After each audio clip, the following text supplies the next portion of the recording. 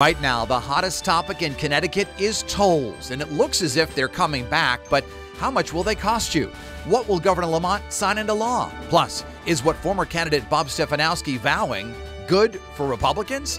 Insight from our analysts, Jodi, Latina, and Tanya, Meck. Also, should high schoolers in Connecticut be allowed to vote? We'll debate the proposal with State Representatives Chris Ziogas and Chris Davis. And more suffering in Newtown. We will talk with the brother of a Sandy Hook survivor, J.T. Lewis, who also has a message about school safety. Our flashback. 45 years ago this weekend, the Catholic Church in Connecticut was worried about a very big threat. It's all straight ahead on Face the State this Sunday, March 31st, 2019. From Eyewitness News, Connecticut's most watched local political program, this is Face the State. It is 8:30 on this last day of March. We thank you for joining us for Face the State. I'm Dennis House. Tolls in marijuana are the big topics at the state capitol this year and this month. And this week, tolls appear to be moving forward, but what will they look like when they're finally here? If they're here. With us today to talk about that, two political analysts who've been on the program many times, Jodi Latina, representing the Republican view, and Tanya Meck. She is representing the Democratic view. She's with Global Strategy and former aide to Susan Bysowitz. Jodi's an aide to New Britain Mayor Aaron Stewart and a former mayor aide to Linda McMahon. So we thank you very much for being on the program today. Yeah, great. First of all, is it as simple to say that Democrats are for tolls and Republicans are against them? I think that's easy to say, and we've certainly seen the split generally that way. But you see within both of our parties concerns and questions. I think one of the things that Jodi and I both see are people want a little bit more detail. I'll talk about it from a big picture perspective for the Democrats, who, yes, generally by and large are supportive of tolls. Bob Stefanowski last week on this program said that if he's the next governor, he didn't commit to running, but he said if he's the next governor, he's going to tear the toll system down, take down all the gantries and the toll booths. Is that good for Republicans to hear? First of all, I'm not even sure that that's possible because we don't even know what this plan looks like. What he's suggesting might not even be here. Are we going to be collecting revenue at that point? Will the gantries even be up? We don't even know what's going to be established. So to come out and say that, I think, is disingenuous because we don't even know what it's going to look like. I was doing some research, and really there are only 2 slides in the governor's budget that even talk about tolls. Where will they be? How many will there be? How much are they going to charge folks for? I mean, it's really hard to talk about something when there's no plan devised. What's your gut about this? Is he thinking about 2022 already? I don't know. I thought it was interesting that you asked and he said, oh, that's such a long way away, let's not even talk about it. I think you're going to see a lot of the same names pop up just because they're making it known. There are e-blasts going out to Republicans. There are other folks that are just kind of rearing their heads, making sure that they stay in the mix. Democrats condemned his comments. Yeah, well, I mean, listen, one, it's 4 years away. I don't think he came on your show during the campaign. Now, we haven't even finished one session with Governor Lamont, and he's already here sort of critiquing it, saying, I can find $1 billion to cut in the budget. He hasn't seen the budget. I think that's disingenuous at best. I'm surprised that he's out this early. I mean, we've got 4 years to go in this administration. We've got 4 years for Bob to start voting in the state of Connecticut. I think there's lots of opportunity for him to participate in the democratic process beyond just coming to your show and talking about what he would cut or what he would tear down. You've advised candidates. How would you advise Governor Lamont to handle this toll situation? Because there's some who say that he flip-flopped or that he's breaking a promise. Others say his position has evolved as he learned more. So what would you tell him? Listen, this is really interesting from a governance perspective, not from a campaign perspective, right? He's expending a lot of political capital on tolling, which is unlikely to show results in the short term, right? He is thinking long term for the state of Connecticut. I think he is doing what is right for the state of Connecticut. We know our infrastructure needs a lot of work. I think he's come up with a way to fund it that does not fall on the taxpayers of Connecticut just solely. 40% we think our out-of-state drivers are going to help fund our infrastructure repair and improvements. So he's thinking long-term. I would advise him to keep reminding people that he is thinking long-term and he is doing something that is perhaps not politically expedient in the short term. And how would you characterize his position change on this? I think it was disappointing to folks who probably voted for him based on the fact that he was thinking solely on trucks being tolled. That being said, I think at this point the fight is long from over.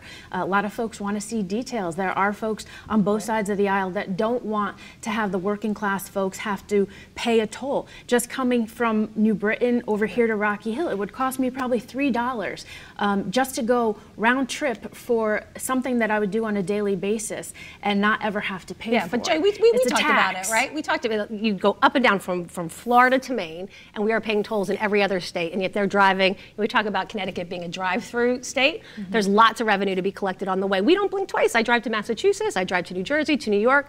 I'm paying tolls and I'm helping to support their infrastructure. And so, I think that's one way to look at it. Certainly thinking about ways we can recoup some of that revenue from the people who are using our roadways is an important conversation. Another subject, I'll start with you in this one, Jodi, and that is marijuana. Is it as simple to say that Republicans are against it and Democrats are for it? I don't think so. I think that this is another one of those issues that goes across party lines.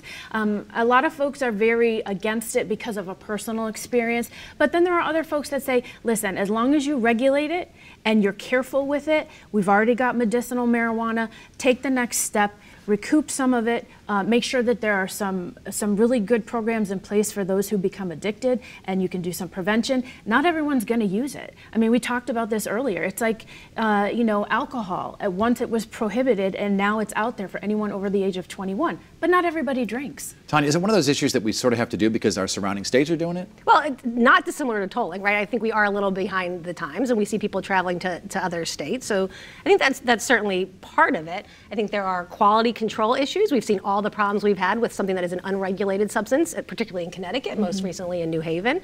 I think there are revenue implications, right, from the taxes as well. And so while I agree with Jodi, it's not a Democrat or a Republican issue broadly, we do see much more Democratic support, including with Governor Lamont as our governor. What kind of marijuana laws do you think we'll see when it's all said and done? Republicans will have some input, obviously. I would like to think that they're going to be strict, because you certainly don't want it to be the Wild West. I did see that a provision in one of the bills that did just get out of committee does not allow for the gummies, which I think is becoming increasingly dangerous across this country. So it's going to be very unique to our state. They're doing some things that other states haven't even started to talk about, such as wiping records clean for folks that maybe had gotten pinched earlier for selling pot.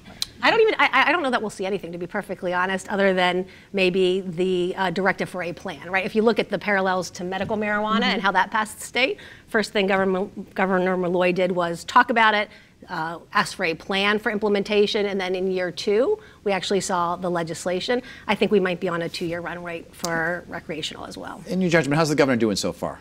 Listen, I think he's doing really well. I think he is very concerned. I mean, listen, people on the left and the right are not happy with some of the decisions that he's made. I think that's the mark of somebody who's governing in the right way, not pandering to one particular audience. I think we've seen him at his core doing what he believes is right for the state of Connecticut. As a Republican? I think that he has a lot of compassion for the people of the state of Connecticut. I think he's doing a lot of good things behind the scenes that maybe folks don't see every day. He's really reaching out, reaching across the aisle, talking to municipal leaders and making sure that he's got their ear to find out their concerns. I mean, let's face it, there's 3 branches in this government. He knows he's up against the legislature, but he also wants to make sure that he's not hurting the surrounding communities. So he's really making an effort to reach out.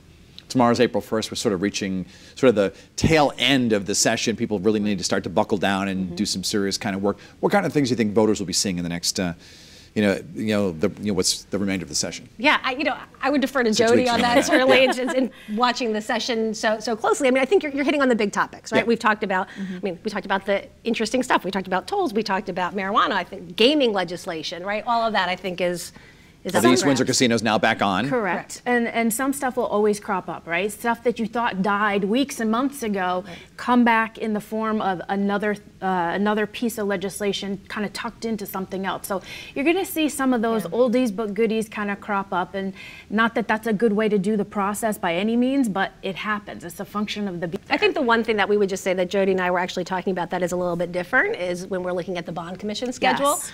And that used to be sort of a playground for all. And we're seeing we're the smallest, tightest bond agenda we've seen in a really long time. And so I think what we're starting to see is that clawback of some of that spending, which I'm really impressed with. Well, the governor says he wants to reduce it by 60%, I believe he said. It's encouraging. It's very encouraging because when you look at that bonding agenda for Tuesday, it is very slim and it is directed toward things that it needs to be directed toward. The new Connecticut. Jodi, Latina, Tanya, Meck, we thank you so much for being on the program today. When we come back, do you think the voting age in Connecticut should be lowered?